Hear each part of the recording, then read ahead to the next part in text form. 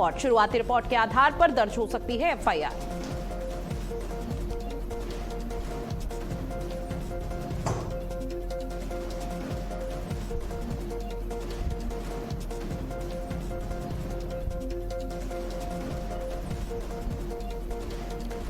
आज अलीगढ़ और फिरोजाबाद के दौरे पर रहेंगे योगी आदित्यनाथ। कई परियोजनाओं का करेंगे लोकार्पण और शिलान्यास। सीएम योगी आदित्यनाथ के दौरे को लेकर सुरक्षा व्यवस्था कड़ी की गई।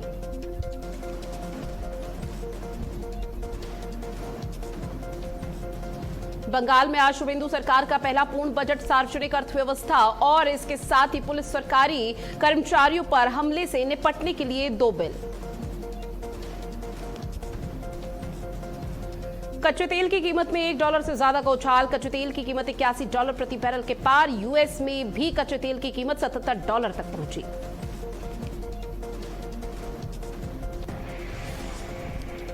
नमस्कार, बहुत स्वागत आप सभी का भारत अपडेट पर। मैं हूं आपके साथ ऋतु भंडारी और शुरुआत करते हैं बुलेटिन की एक बड़ी खबर के साथ, जो कि आपको बता दें कि अयोध्या दान चोरी मामले से जुड़ी हुई है। अब इस पर एक बड़ा एक्शन लिया गया है, जहां दान की गिनती में 40 लोग हटा दिए गए हैं। जो पहले दान की गिनती किया करते थे उन लोगों को हटा दिया गया। आरोपियों के अयोध्या नहीं छोड़ने का निर्देश दिया गया है, ताकि कार्रवाई में किसी भी तरह की कोई आंच ना आने पाए। आरोपी 40 बताए जा रहे हैं। गणना कर्मियों को हटा दिया गया है। तो ये बड़ी अपडेट है, जहां पर आज उम्मीद ये भी जताई जा रही कि सीएम योगी आदित्यनाथ के समक्ष इस पूरे मामले से जुड़ी हुई रिपोर्ट रखी जा सकती है। उसमें कई चौंकाने वाले खुलासे हो सकते हैं। कई अधिकारियों को सीधा हटा दिया जा सकता है उनके पद से, और इसके साथ ही कुछ की गिरफ्तारी भी हो सकती है। लेकिन इस बीच एक बड़ी खबर आप तक साझा कर रहे हैं कि राम मंदिर में दान को लेकर और जो दान आता था उसकी गिनती को लेकर जो 40 से ज्यादा लोगों की यहां पर तैनाती थी, अब उनको हटाने का काम शुरू कर दिया गया है। तो ये बड़ी खबर आपकी टीवी स्क्रीन पर, जहां मंदिर में चढ़ावा चोरी मामला सामने आने के बाद श्री राम जन्मभूमि तीर्थ क्षेत्र ट्रस्ट के महासचिव और नए राम मंदिर के सर्वा चंपत राय सबके निशाने पर हैं, क्योंकि लगातार चंपत राय का जिक्र किया जा रहा है। हाल फिलहाल में सीएम योगी आदित्यनाथ का जब अयोध्या का दौरा था तो उन्होंने चंपत राय से भी दूरी बनाई हुई थी, और उसके बाद लगातार ये कहा जा रहा है कि चंपत राय को सब कुछ पता था, लेकिन उसके बावजूद भी किसी को यहां पर कोई खबर नहीं दी गई, जिसमें अब उनको भी गुनहगार यानी कि एक बड़ा अपराधी के तौर पर देखने को मिल रहा है। अब इस पूरे मामले पर आपको बताते चले कि तमाम ऐसी अपडेट सामने आ चुकी है, जो कि अब संदिग्ध घेरे में है। अब इस पूरे मामले को लेकर किस तरह से जांच के दायरे को आगे बढ़ाया जाता है, उसको लेकर इंतजार करना होगा, क्योंकि सीएम योगी आदित्यनाथ के समक्ष रिपोर्ट रखी जाएगी। उस एसआईटी की रिपोर्ट में क्या कुछ खुलासा होता है, ये देखना बेहद महत्वपूर्ण रहने वाला है, क्योंकि योगी आदित्यनाथ अपनी 150 पन्नों की प्रारंभिक जांच रिपोर्ट जब सौंप दी है, और इस रिपोर्ट में मंदिर की गिनती, व्यवस्था और धन के रखरखाव में गंभीर खामियों का खुलासा भी हुआ। हालांकि ट्रस्ट के किसी बड़े पदाधिकारी का नाम अभी तक सामने नहीं आया है। अब इस पूरे मामले को लेकर किस तरह से चीजें यहां पर क्लियर होती है, उस पर हर किसी की नजरें टिकी हुई है। लेकिन अब आपको बता दें कि इस पूरे मामले से जुड़े हुए दान की गिनती में जो 40 लोग लगे हुए थे, उनको फिलहाल हटाने का काम शुरू कर दिया गया है। अभी तक कौन कौन है, कोई बड़ा अधिकारी भी है, कोई बड़ा नाम भी सामने आया, इस बारे में कोई पुष्टि नहीं की गई है, कोई बड़ी जानकारी सामने नहीं आई है। लेकिन अभी तक की बड़ी अपडेट में यही कि 4 लोगों को हटा दिया गया है, और उन 4 लोगों पर जल्द ही गाज गिर सकती है। अब किस तरह का एक्शन लिया जाएगा, ये आने वाला वक्त बताएगा। जहां आपको बता दें कि एसआईटी अपनी रिपोर्ट यहां पर योगी आदित्यनाथ के समक्ष रखी, जिसके बाद उन्होंने एक बड़ा एक्शन लिया और 150 पन्नों की प्रारंभिक जांच रिपोर्ट सौंप दी है। संजीव मेरे सहयोगी हमारे साथ जुड़े हुए हैं। संजीव, पूरे मामले पर क्या अपडेट है?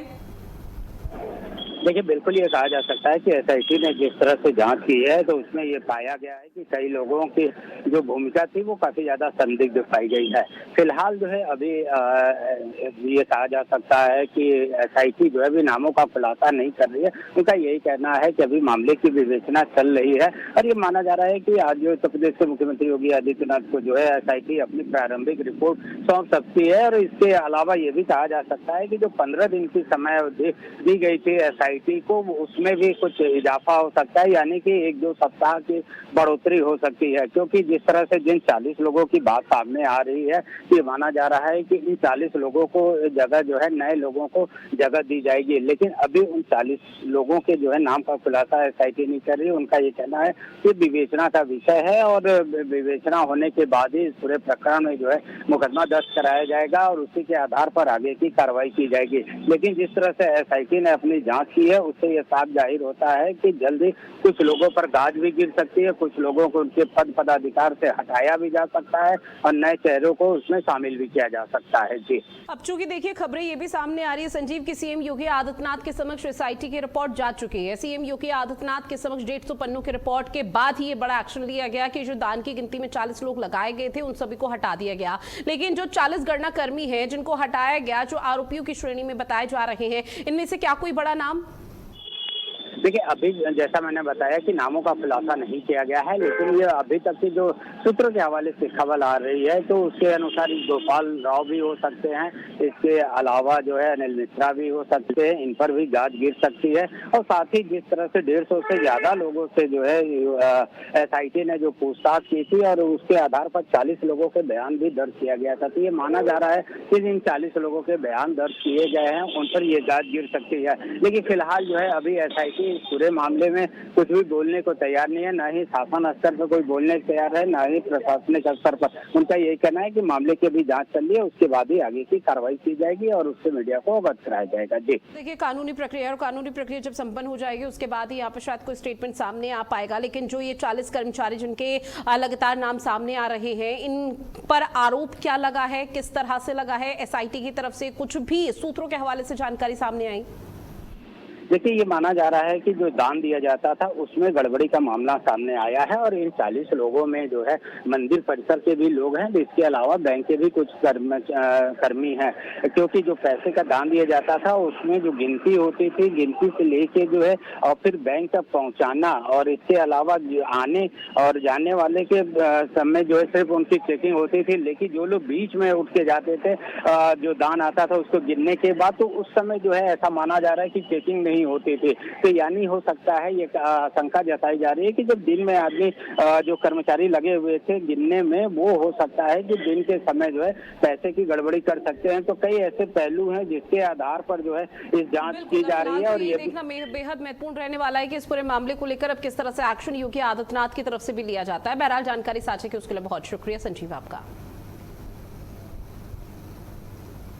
अब बात अगली बड़ी खबर की, जहां आज अलीगढ़ और फिरोजाबाद के दौरे पर रहेंगे योगी आदित्यनाथ। सुबह 11 बजे फिरोजाबाद पहुंचेंगे सीएम, जहां आपको बताते चले 658 करोड़ की परियोजनाओं का लोकार्पण और शिलान्यास होगा। अब से कुछ ही देर बाद वो तस्वीरें सामने आएंगी जहां फिरोजाबाद में सीएम योगी आदित्यनाथ की उपस्थिति देखने को मिलेगी। पीएम आवास योजना के लाभार्थियों को चाबी भी सौंपेंगे योगी आदित्यनाथ। दोपहर 4 बजे अलीगढ़ में सीएम योगी आदित्यनाथ विशाल जनसभा को संबोधित करेंगे। 462 करोड़ की परियोजनाओं का लोकार्पण और शिलान्यास होगा। योजनाओं के लाभार्थियों को वितरित करेंगे प्रमाण पत्र। तो सीएम योगी आदित्यनाथ का ये दौरा निश्चित तौर पर बेहद महत्वपूर्ण, जहां सुबह 11 बजे फिरोजाबाद पहुंच जाएंगे और अब से कुछ ही देर बाद उन तस्वीर को इंतजार जब फिरोजाबाद में सीएम की उपस्थिति रहेगी। पीएम आवास योजना के लाभार्थियों को चाबी सौंपते हुए नजर आने वाले हैं। एक बड़ी सौगात योगी आदित्यनाथ की तरफ से दी जाएगी। 4 बजे का समय जब अलीगढ़ में विशाल जनसभा को संबोधित योगी आदित्यनाथ की तरफ से किया जाएगा। तकरीबन 462 करोड़ की बड़ी सौगात अलीगढ़ वासियों के नाम होगी, जहां कई परियोजना का लोकार्पण और शिलान्यास होना है। योजनाओं के लाभार्थियों को प्रमाण पत्र भी वितरित करते हुए नजर आएंगे। इसके साथ ही ये 2 जिलों के दौरे लगातार सीएम योगी आदित्यनाथ की तरफ से किया जा रहा है, जहां पर सीएम योगी आदित्यनाथ के दौरे को लेकर लगभग सभी तैयारी धरातल पर संपन्न हो चुकी है। ऐसे में जो तमाम बड़े अधिकारी हैं वो मौके पर पहुंच रहे हैं, कोई भी चूक लापरवाही ना रहे इसको लेकर विशेष ध्यान दिया जा रहा है और उसे सुधारने का प्रयास भी किया जा रहा है। जब सीएम योगी आदित्यनाथ इन दोनों ही जिलों में पहुंचेंगे तो अलग अलग जगह के जो जनप्रतिनिधि है वो मौके पर पहुंचकर योगी आदित्यनाथ का भव्य स्वागत भी करेंगे, विशाल जनसभा को संबोधित करेंगे। तो दोनों ही जिलों के दौरे के दौरान लोगों में भी खासा उत्साह देखने को मिल रहा है सीएम योगी आदित्यनाथ को अपने जिले में देखने के लिए। और सीएम योगी आदित्यनाथ अलीगढ़ शाम को पहुंचेंगे, 4 बजे विशाल जनसभा करेंगे और अब से कुछ ही देर बाद फिरोजाबाद भी सीएम की उपस्थिति देखने को मिल पाएगी। बीजेपी कार्यकर्ताओं से भी मुलाकात हो सकती है, इस तरह की उम्मीद जताई जा रही है, क्योंकि 2027 में विधानसभा चुनाव होने हैं। उससे पहले भी विधानसभा चुनाव हो सकते हैं और उससे पहले लगातार सियासी बिसात बीजेपी की तरफ से बिछाई जा रही है, जहां पर सीएम योगी आदित्यनाथ का यह दौरा बेहद महत्वपूर्ण कई मायनों में हो जाता है। अगली खबर, जहां वर्षा ऋतु आने से पहले सीएम योगी आदित्यनाथ ने योगी की पाती लिखी है। बड़ी खबर, वर्षा ऋतु नव सृजन लेकर आती है। सीएम ने लिखा, प्रकृति का परिवर्तन नया संदेश लेकर आता है। जल स्रोतों के संरक्षण का संकल्प ले सीएम योगी आदित्यनाथ ने प्रदेशवासियों से अपील भी की है योगी की पाती में। तो बड़ी खबर आपकी टीवी स्क्रीन पर, जहां योगी की पाती में सीएम योगी आदित्यनाथ ने इस बार वर्षा ऋतु का जिक्र किया है और इस दौरान सीएम योगी आदित्यनाथ ने कहा कि जल स्रोतों के संरक्षण का संकल्प हम सभी को लेना चाहिए। तो बड़ी खबर आपकी टीवी स्क्रीन पर लगातार साझा कर रहे हैं, जहां सीएम योगी आदित्यनाथ ने योगी की पाती लिखी, वर्षा ऋतु नव सृजन लेकर आती है, सीएम योगी आदित्यनाथ ने कहा।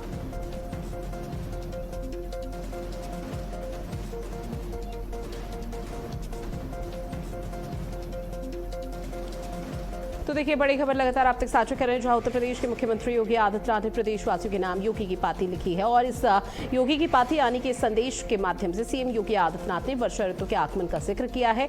और ऐसे में सीएम की तरफ से कहा भी गया कि राम मंदिर के चढ़ावा चोरी, छोटी चोरी मामले के बीच अयोध्या दौरे और एसआईटी की जांच की निगरानी के साथ साथ सीएम ने मानसून के मौसम को लेकर प्रदेश के लोगों को ये विशेष संदेश दिया है।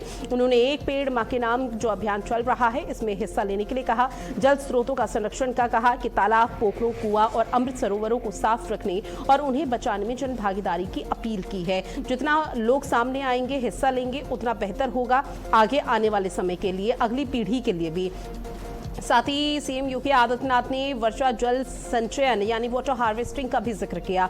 घर, स्कूल और ग्राम पंचायतों में बारिश के पानी को सहेजने, कलेक्ट करने को एक जन आंदोलन बनाने पर फोकस किया है।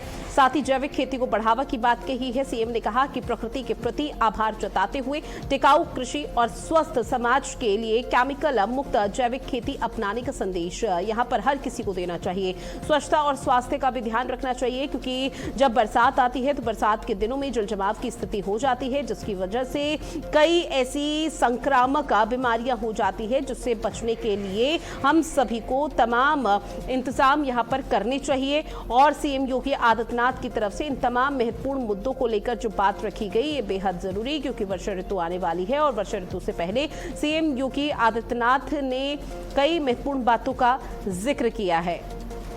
और इस बीच वर्षा ऋतु के आगमन को लेकर उन्होंने योगी की पाती लिखी। अगली बड़ी खबर अयोध्या से, जहां कल राम मंदिर परिसर में ध्वजारोहण होना है। परिसर स्थित शेष अवतार मंदिर में ध्वजारोहण होगा। डिप्टी सीएम ब्रजेश पाठक, केशव प्रसाद मौर्य इस दौरान पहुंचेंगे। दोनों डिप्टी सीएम कार्यक्रम में शिरकत करेंगे।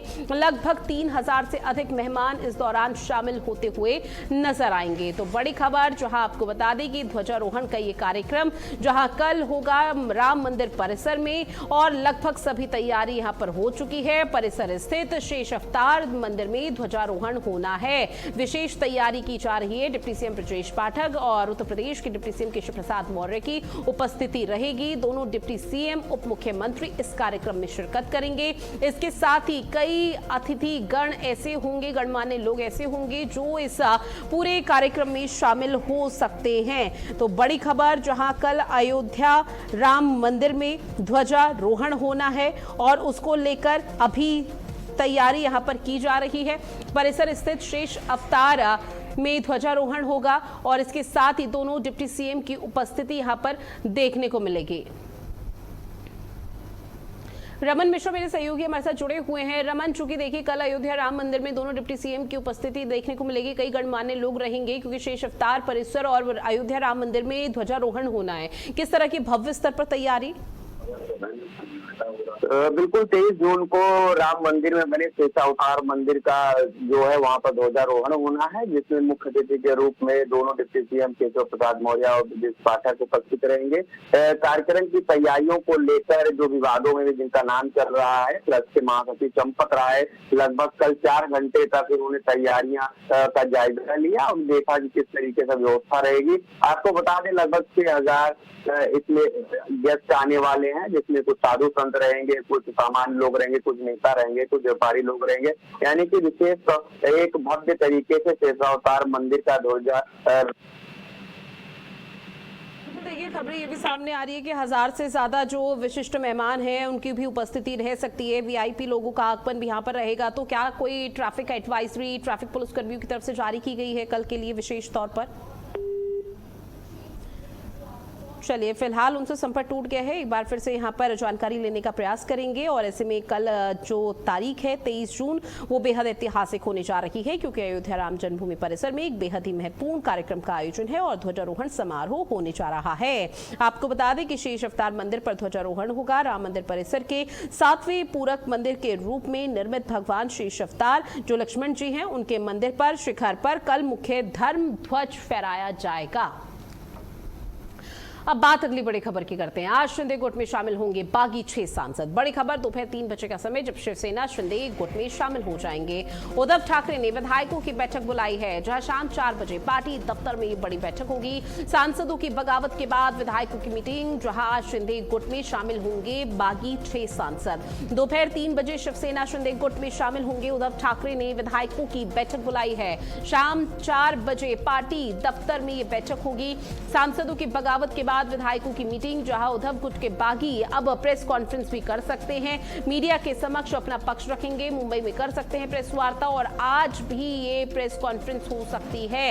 तो ये बड़ी खबर आपकी टीवी स्क्रीन पर साझा कर रहे हैं। मीडिया के सामने अपना पक्ष रखते हुए नजर आएंगे। वो बागी क्यों हुए हैं, उन्होंने धोखा क्यों दिया है, इस चीज का जिक्र यहां पर किया जाएगा। हालांकि जो अभी तक स्टेटमेंट और जो अभी तक सूत्रों के हवाले से खबरें सामने आई, उसमें यह कहा जा रहा था कि उनको कहीं ना कहीं पार्टी में उनकी बातों को नहीं सुना जाता था। वो तमाम ऐसे मुद्दे उठाते थे, उनके मुद्दों को नहीं सुना जाता था, नजरअंदाज कर दिया जाता था, जिसकी वजह से उन्होंने इस तरह का बड़ा कदम उठाया। लेकिन अब खबरें सामने आ रही है कि शाम 4 बजे पार्टी दफ्तर में एक बड़ी बैठक होनी है।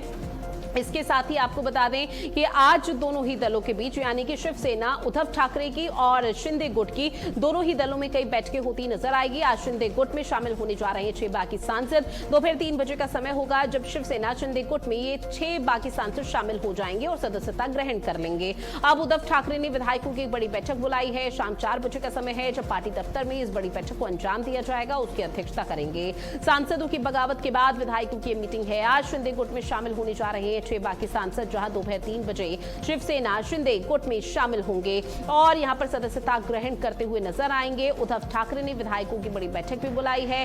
शाम 4 बजे का समय होगा, पार्टी दफ्तर में ये बड़ी बैठक होगी। सांसदों की बगावत के बाद विधायकों की मीटिंग होनी है। तो उद्धव गुट के जो बागी विधायक हैं जो अब शिंदे गुट में शामिल हो रहे हैं, वो इस दौरान सदस्यता ग्रहण करने के बाद प्रेस कॉन्फ्रेंस कर सकते हैं, मीडिया के सामने अपना पक्ष रख सकते हैं। मुंबई में ये प्रेस कॉन्फ्रेंस होगी और आज हो सकती है प्रेस कॉन्फ्रेंस, जहां पर उद्धव ठाकरे के गुट की जो मुश्किलें हैं वो निरंतर बढ़ रही हैं। लेकिन अब इस बीच महाराष्ट्र में किस तरह से ये फेरबदल होगा, क्या कुछ परिवर्तन होगा, वो तो आने वाला वक्त बताएगा। लेकिन महाराष्ट्र की सियासत में एक बार फिर से उफान पर देखने को मिल रही है, जहां मीडिया के सामने अपना पक्ष रखेंगे और इस दौरान शायद कई आरोप उद्धव गुट पर लगाए जा सकते हैं कि उनके मुद्दों को, उनकी बातों को नहीं सुना जाता था। कई दफा उद्धव ठाकरे से बातचीत करने की कोशिश और प्रयास भी किया गया था, लेकिन किसी भी तरह से उन्होंने बात नहीं की।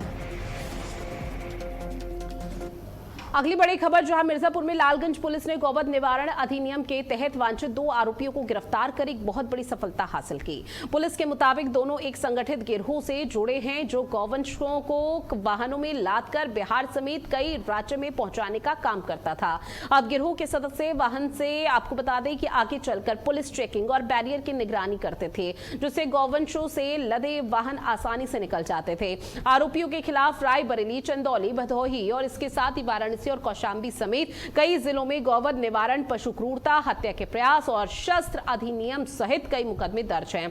पुलिस ने दोनों आरोपियों को गिरफ्तार कर फिलहाल न्यायालय में पेश कर दिया है, जहां से उन्हें जेल की सलाखों के पीछे भी पहुंचा दिया गया। तो देखिए, गौ तस्करी गिरोह के 2 वांछित आरोपियों की गिरफ्तारी हो चुकी है और ये मिर्जापुर पुलिस के हाथ बड़ी सफलता है, जहां लालगंज पुलिस ने एक बड़ा एक्शन लिया और ऐसे में आरोपियों की गिरफ्तारी की और गौवध मामले को लेकर फरार आरोपी सलाखों के पीछे पहुंचा दिया गया। मनीष त्रिपाठी मेरे सहयोगी हमारे साथ जुड़े हुए हैं। मनीष, इस पूरे मामले पर क्या अपडेट है? फिलहाल 2 वांछित आरोपियों की गिरफ्तारी हो चुकी है और ये बहुत बड़ी सफलता लालगंज पुलिस के हाथ। जी, ये जो है जो 2 कल गिरफ्तार किए गए हैं, ये जो है ये अपने स्कॉर्पियो से जो है वो जो गोवंश जाते थे, लेके जाते थे, उसकी ये देखी करते थे कि आगे वो बैरियर है कि नहीं है, पुलिस चेकिंग है कि नहीं है। इनके ऊपर जो है ये मिर्जापुर और यहाँ पे जो है कौशाम्बी, प्रतापगढ़ जैसे जिलों में जो है पहले से ही मुकदमे दर्ज हैं और पुलिस इनकी जो है पहले से तलाश कर रही है।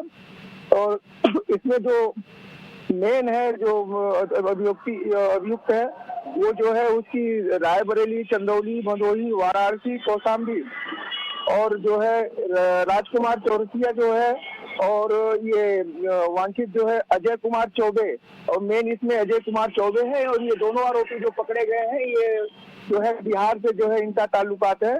और जो है ये कल जो लालगंज पुलिस है, इनको मुखबिरी मिली थी कि ये यहाँ से निकल रहे हैं, और उससे इनको पकड़ा गया है। जी, अभी तक जिन 2 वांछित आरोपियों की गिरफ्तारी हुई है, इनसे पूछताछ में क्या कोई बड़ा खुलासा हुआ? इनके सहयोगियों के बारे में पता चल पाया कि अगर और भी सहयोगियों की संलिप्तता है तो वो कहाँ है? जी, पुलिस इसके विषय में गहन जांच कर रही है, और जहां तक है कि जो है पूरे का पूरा रैकेट पकड़ा जाएगा, क्योंकि ये लोग जो थे ये मेन है इसमें। राजेश कुमार चौधरी जो है ये, और जो है ये और अजय कुमार चौबे, ये जो है मेन आरोपी हैं गोवंश के। जो है यहाँ पे ये अंतरराज्यीय हर जगह से उठाते थे, और ये खास करके ये बंगाल की तरफ लेके जाते थे, ऐसे जानकारी जो है पुलिस द्वारा दी गई है। फिलहाल यहाँ पर मनीष, पुलिस प्रशासन का ऑफिशियल तौर पर क्या कुछ कहना है इस पूरे मामले को लेकर? अब और कैसे कार्रवाई की जा रही है, क्योंकि निश्चित तौर पर अभी 2 आरोपी गिरफ्तार हुए हैं, लेकिन शायद आगे संख्या बढ़ सकती है।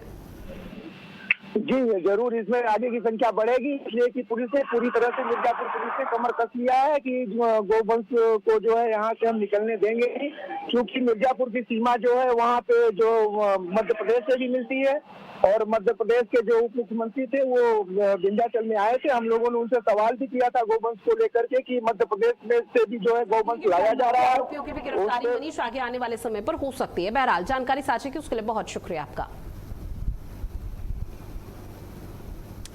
अब बात अगली बड़ी खबर की बहराइच से मिल रही है, जहां आपको बता दें कि शेखवापुर गांव के 2 समुदायों में तनाव की स्थिति है। बड़ी खबर, हिंदू लड़की को घर से भगाने पर भारी आक्रोश है। लोगों ने युवक के घर पर जोरदार हंगामा किया, तोड़फोड़ और नुकसान की सूचना दी है। 2 दिन पहले गांव से लापता हुए थे युवक और युवती, जहां पुलिस ने युवती को फिलहाल बरामद कर लिया है। पुलिस ने आरोपी युवक को गिरफ्तार कर लिया है, जहां दरगाह क्षेत्र का ये पूरा मामला बताया जा रहा है। तो ये बड़ी खबर, जहां आपको बता दें तोड़फोड़ और नुकसान की भी सूचना सामने आई है। फिलहाल पुलिस ने युवती को सकुशल बरामद कर लिया है। आरोपी की भी गिरफ्तारी यहां पर हो चुकी है। जो युवक था 2 दिन पहले गांव से ये दोनों लापता हुए थे। पुलिस ने युवती की बरामदगी के बाद पूछताछ का सिलसिला शुरू कर दिया है, परिजनों को भी सौंप दिया है।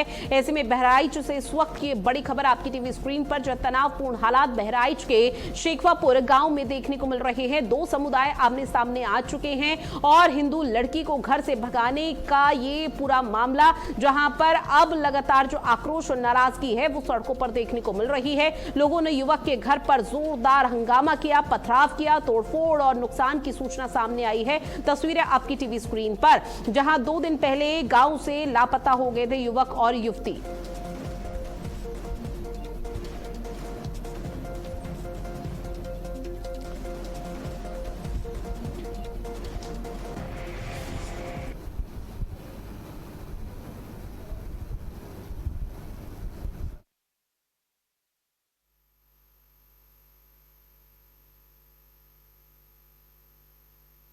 परसों एक लड़की भगा कर ले गया था एक दूसरा, और हम लोग के घर पे बोल दिए, तोड़ फोड़ करके काफी नुकसान किया, गाड़ी घोड़ा काट डाला। कितने लोग थे लगभग? लगभग 200 लोग थे। कितने घरों में तोड़फोड़ की है? 4-5 घर में तोड़फोड़ किए हैं, और गाड़ी घोड़ा का सब काट कूट के फेंक दिए। कितनी गाड़ियां तोड़ी गई हैं? 3 गाड़ियां। एक बुलेट थी और एक स्प्लेंडर, एक और स्प्लेंडर। अच्छा, तो कहीं आग भी लगाई? कहाँ आग लगाई? आग लगा दी, जिसके यहाँ का लड़का लड़की भगा ले गया उसके घर आग लगा दिया। किस चीज में आग लगाई है? वो चक्की कारखाना लगा हुआ था, उसमें आग लगा दी। थाने पर के क्या कार्रवाई हो रही है? जी, थाने पे अभी कोई कार्रवाई नहीं हुई। मसूद कादरी हमारे साथ जुड़े हुए हैं। सैयद, इस पूरे मामले को लेकर क्या अपडेट है? अभी फिलहाल किस तरह के हालात देखने को मिल पा रहे हैं मौके पर? गांव में घटना के बाद से गांव में पुलिस बल तैनात कर दिया गया है। हालात स्थिति काबू में है और दरअसल वो लोगों का जो आक्रोश फूटा उसकी वजह थी वो लड़की को जो है विशेष समुदाय के लड़के द्वारा भगा ले जाने के बाद से लोगों में आक्रोश हुआ और उन्होंने इस घटना को अंजाम दिया। इसमें कई घरों में तोड़फोड़ हुई, कई बाइक को तोड़ा गया और कई लोग उसमें हल्की फुल्की चोटें भी खाए हैं। घटना के बाद से पुलिस सतर्क हुई और देर रात में उस लड़के को बरामद कर लिया गया है और उसे लाकर के वैधानिक कार्रवाई शुरू कर दी गई है। मौके पर किस तरह से तोड़फोड़ की गई और जो युवक है उसके घर को भी नुकसान पहुंचाया गया है, लेकिन युवक के परिजन क्या सकुशल हैं? ऐसे में उनका स्टेटमेंट अभी तक क्या सामने आया इस पूरे मामले से जुड़ा हुआ? उनके जो लड़के के परिजन हैं उनके घर और उनके संबंधियों के घरों पर जो है तोड़फोड़ हुई है। 4-5 घरों में तोड़फोड़ हुई है और चक्की को आग लगा दी गई है। चक्की उनके परिवार की थी, जो लड़के के परिवार की, उसमें आगजनी की गई है, उसमें आग लगा दी गई है और इस घटना को लेकर के उन लोगों में काफी भय व्याप्त है और उन लोगों ने पुलिस से मदद मांगी, लेकिन उनका कहना है, उनका आरोप है कि पुलिस घटना के बाद पहुंची और इसके बाद महत्वपूर्ण है कि पुलिस इस पूरे मामले पर किस तरह की कार्रवाई करती है। जानकारी साझा की सैयद मसूद कादरी, उसके लिए बहुत शुक्रिया आपका। और फिलहाल इस बुलेटिन में इतना ही। आप बने रहिएगा भारत अपडेट के साथ। नमस्कार।